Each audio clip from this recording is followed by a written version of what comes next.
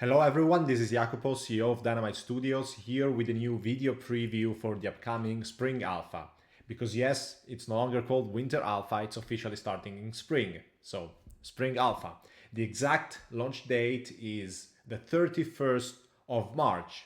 We promised March, and March it is. The last day of March. Technically still March. Now let's get to the content that I want to show you today. And that's the new biomes that we are making for the next test. Now, as you know, the game has always featured multiple biomes. If you played already, you know that. We had a coast biome, a grassland biome, deadwoods, mountain areas. However, one of the biggest criticisms that the game always faced was that these biomes looked very much alike.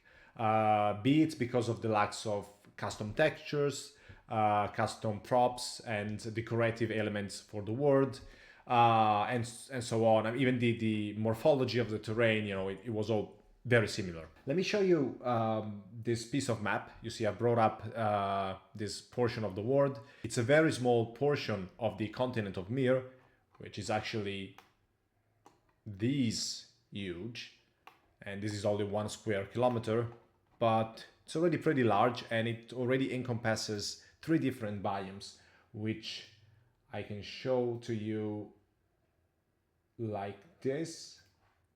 Okay, so this is the coast biome, the blue one, and the green one here is the grassland biome, and the orange one is the mountain biome. Now let me hide it again so you can see the terrain.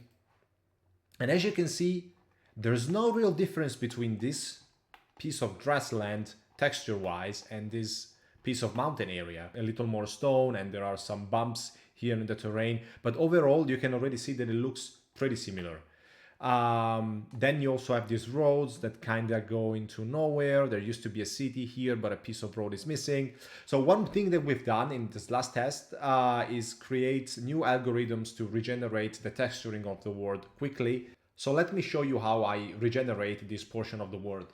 First of all, I make it calculate the height of the terrain. And let me show you that.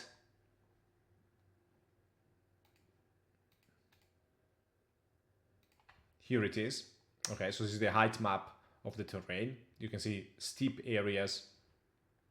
Then we have biomes. I've already showed you the biomes mask. Here it is. And then we have the roads mask.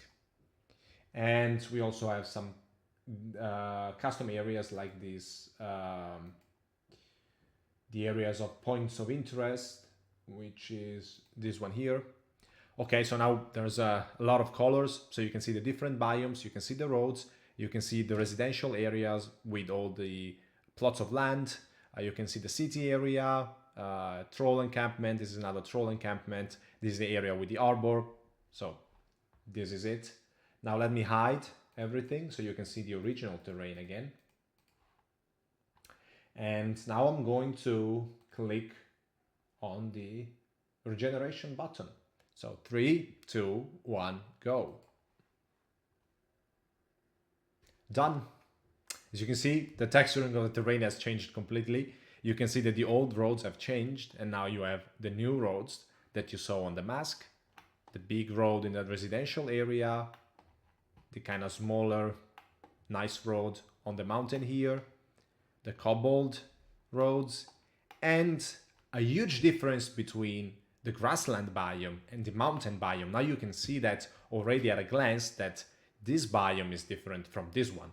Of course, this is just terrain texturing, so there are no props in the world yet. I can load those for you as well, but in a second we're going to move into the game where you will be actually able to see live the difference between the biomes.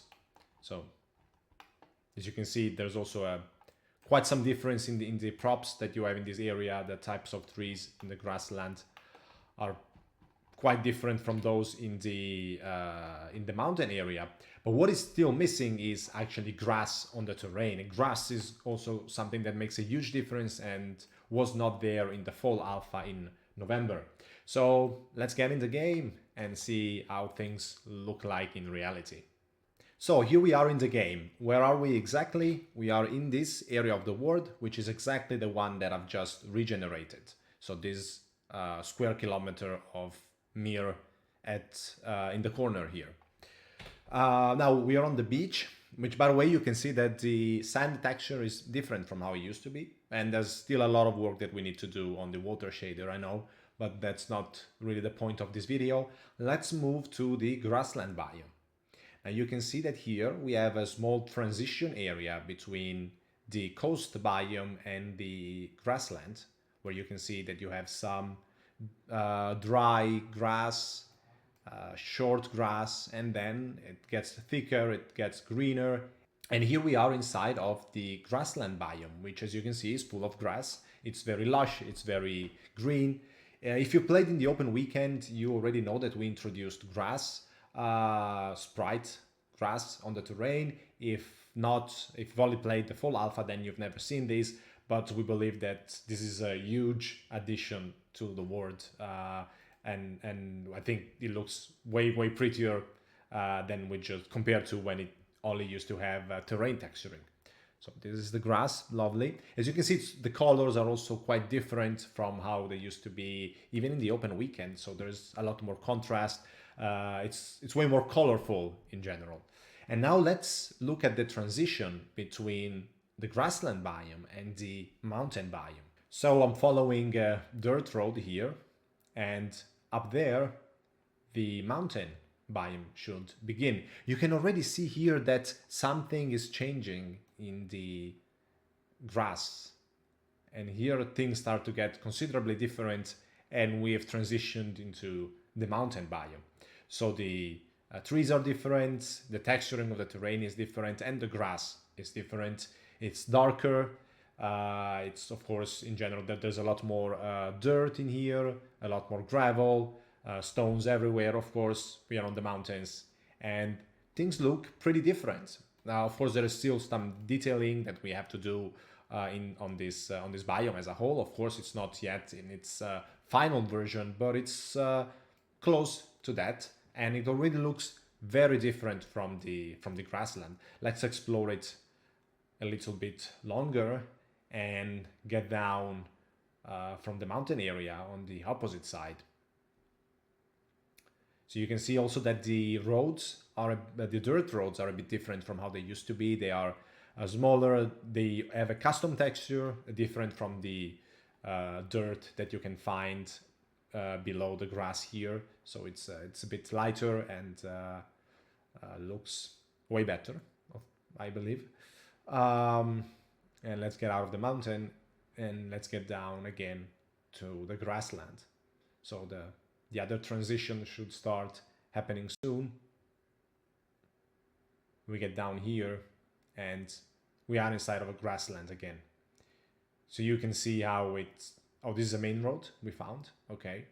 And here we are, this is a grassland again. So different vegetation, different creatures of course, but we haven't loaded any creature in this build so that we can focus only on the environment. So now let me show you another addition that we've implemented to differentiate biomes even more.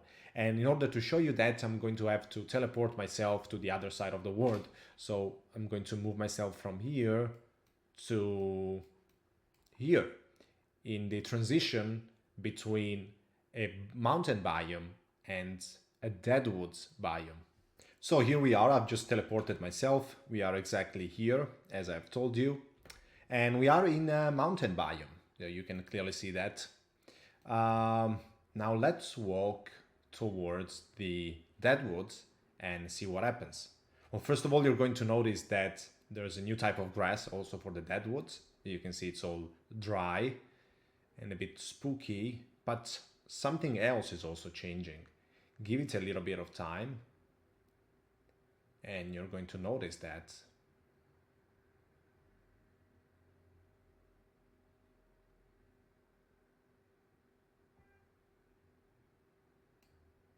It happened. As you can see, the light of the sun has changed, even though it's still the same time. I've set the clock to 8 a.m., so it's not 7, it's actually 8 a.m. And yeah, as you can see, the light of the sun is different, the ambient light is different, there's a lot more fog, and this is also something that wasn't there in the previous build. So now we have custom environmental settings and effects to go with each biome. There's no difference between grassland and mountain, but there is a big difference between the mountain and the deadwoods, for instance. I can also show you the same thing on the way back.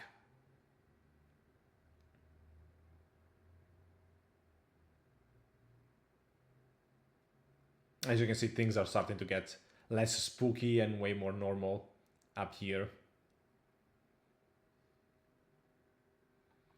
And it soon gets back to normal, how we used to be.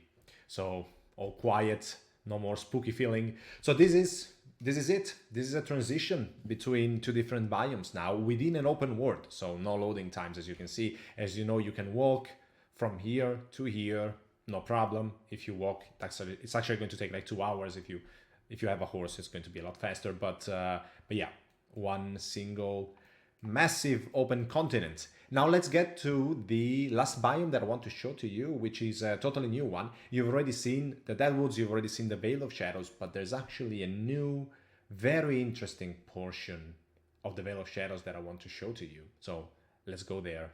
And here we are. Now, I don't know if you remember that or not, but you used to be able to walk on small bridges in the Veil of Shadows on these floating islands where we had goblin camps, but then you could go no further.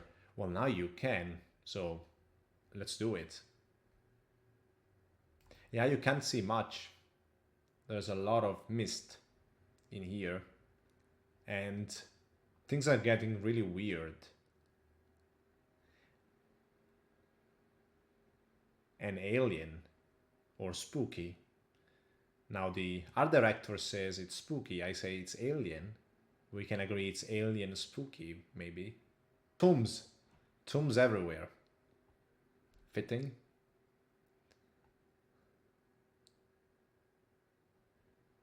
Let's get down in the hole.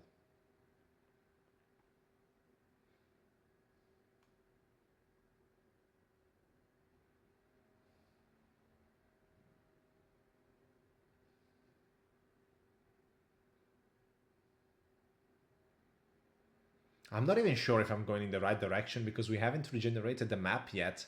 I sincerely hope so, but I'm really not convinced. Now, what creatures you can find here? We got some new ones, but I'm not going to show them to you now, not yet. Although you can see the abilities that I have acquired from these creatures.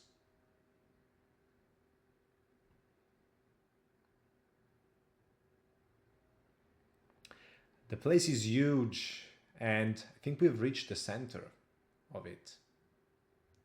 The Bone Pit. And who are you going to find here? You're going to find a pretty interesting guy, which I can spawn right now. It's him. A fairly strong guy you really don't want to mess with. So, yeah, let's stay far away. Well, I'm invulnerable, of course, but yeah, let's leave the guy there and go back on the other side. I hope he stops following.